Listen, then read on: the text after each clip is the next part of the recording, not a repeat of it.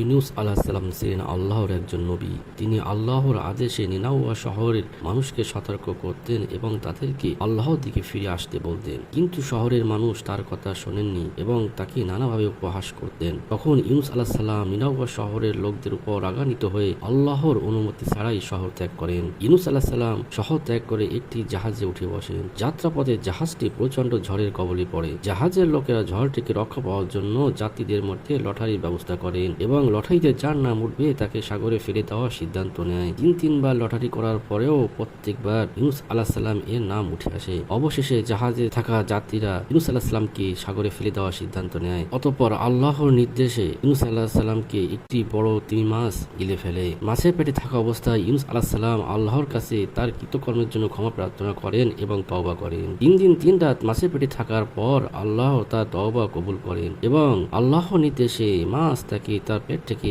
বের করে দেয়। এই ঘটনার মাধ্যমে আল্লাহ আমাদের শেখান যে তার আদেশ পালন করা অত্যন্ত গুরুত্বপূর্ণ এবং যে কোনো পরিস্থিতিতে আল্লাহর উপর নির্ভরশীল হওয়া উচিত।